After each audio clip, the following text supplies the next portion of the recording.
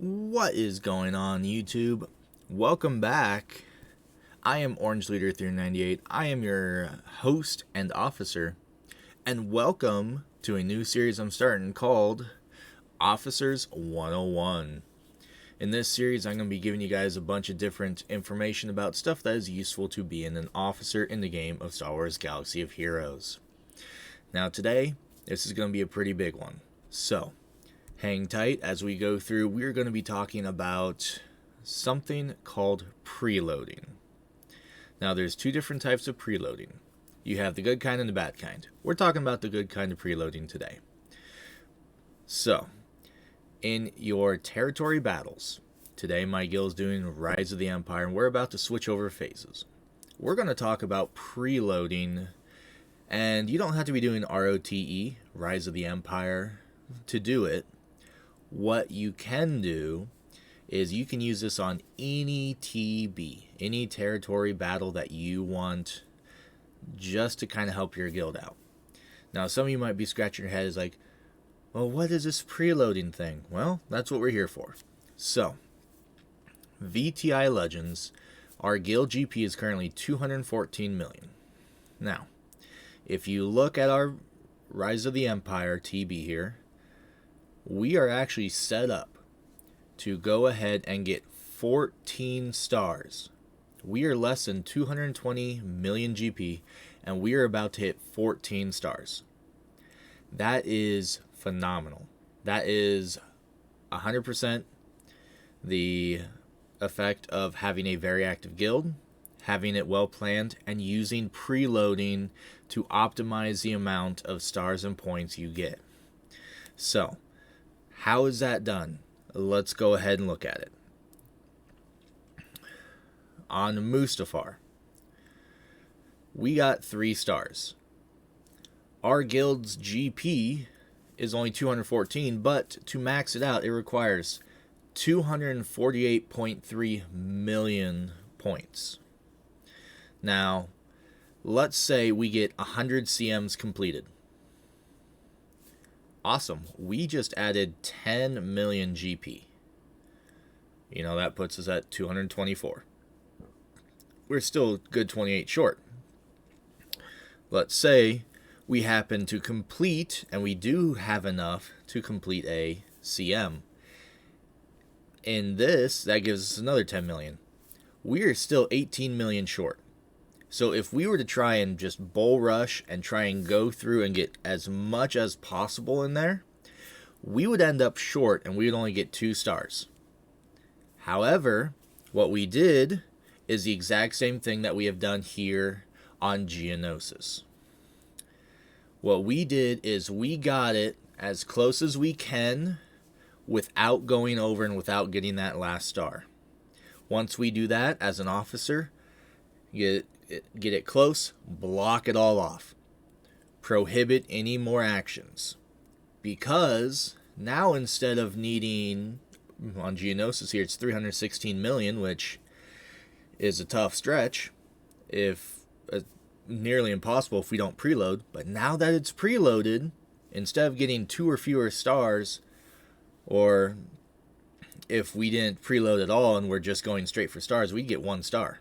But preloaded, that gives us a huge advantage to where now it's not going to take nearly as many points to 3-star Geonosis here as soon as it starts in the next phase.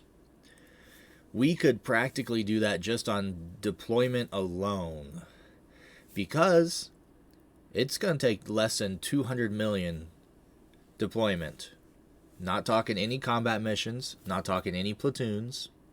Just straight up deployment, we can now get 3 stars here.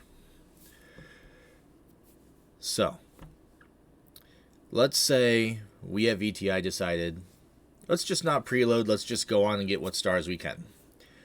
Phase 1, 2 stars here. Same thing here. We could get 2 stars, maybe a third if we got lucky. Then next phase, once again, we're only getting about 2 stars. So, instead of being able to have 9 on that first layer, we're at 7. That's 2 stars less.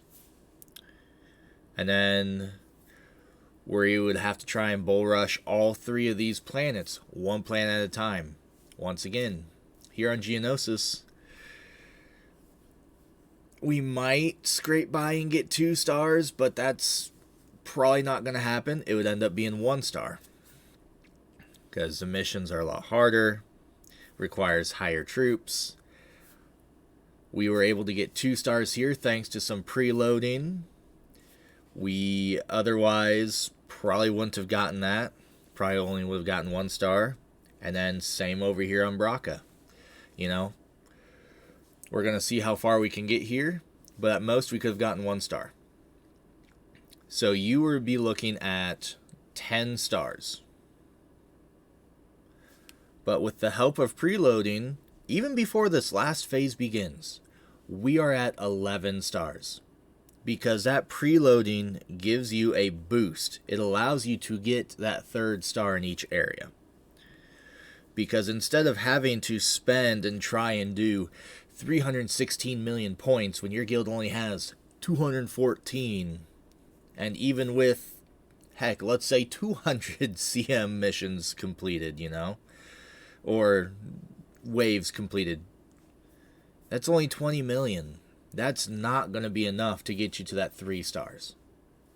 But if you preload and do your best to get as close as you can without going over, Price is Right style, then when you come back that next phase, you're going to be getting 3 stars. Now you might be wondering, well, what if you just, instead of focusing on all the separate planets, just go up 1 tree? Maybe you're a guild that is very strong in dark side teams. Well, I would say that, especially if you're doing ROTE, and you're kind of a large enough guild to do that, that's still going to be tough. Because if we go over here to Dathomir, phase change, if you look at that, it has increased significantly how much it's going to take GP-wise. So, no matter how much dark side oriented you are, a lot of Rise of the Empire is just based on just your GP. Now, what we're going to be doing here is, now that we have this preloaded, we're actually going to open up the planet Geonosis and just go in and place as much as we can. Do as many of the CMs as possible, do the ship mission, deploy, till we get to those 3 stars, and that's going to be putting us at 14 stars. So let's go ahead and check out the difference in the rewards based on just your star. So, let's assume you got 10 stars. 10 stars is 100 less crystals, 600 less Mach 3 guild currency, about 700 less Mach 2 currency, and a little over 400 Mach 1 currency. Plus, the tier of the reward box is also going to be slightly different as well. So, in the long run, if your officers, so you guys who I'm talking to in this Officer 101, if you can plan out using preloading, in the end, yes, you don't technically make it to the end phases, but those end phases require higher GP just for a single star. A lot of times, it is easier to preload and get all 3 stars than it is to get 1 star here and 1 star in the next phase. So, please use preloading when you can. The rewards are just so much better. I mean, we are looking at 14 stars. A lot of guilds our size are advertising 9, 10 stars. And I fear that's because they don't use preloading, you know?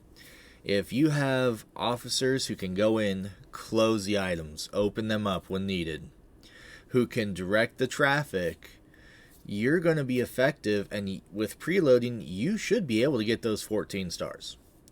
Maybe if you don't hit that 14, you should at least get 13 stars, you know?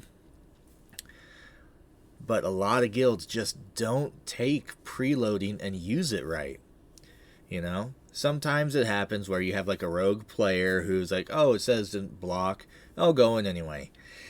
So usually we like to have an officer wait till the very end.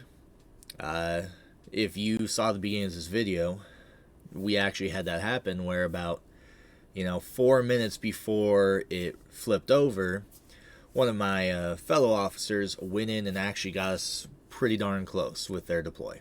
So, preloading in territory battles is a very good thing. It is very helpful. It is going to be the thing that helps carry guilds further and further in the game. It's going to get you better rewards, more and more gear, more and more crystals for you to spend and increase your farms, get things done quicker.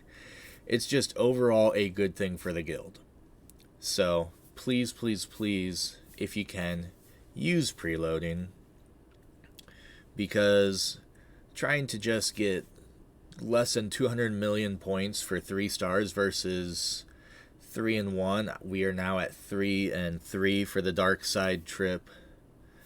I mean, that's 6 compared to 4, and it takes just a couple extra phases, and we are being very efficient. So please, if you can, use this with your guild. If you got any questions, or if you need me to break down some other topics, I do have some in mind, but make sure to leave those in the comments. That way I can get your opinions and I can make videos that maybe you guys want to see. Maybe you don't know what RNG is when it comes to several of the events that we have, when people are like, man, I just got a bad RNG run there. Well, I mean, sometimes that happens, but some people are like, what is that? Well, maybe I'll make a video on it, maybe I won't. Let me know what you guys want. I got plenty of stuff to go with. So, that is all I got for today on Officers 101 in Star Wars Galaxy of Hero. Thanks for coming on in. Hopefully you guys enjoyed this little session, and I will talk to you later. Peace.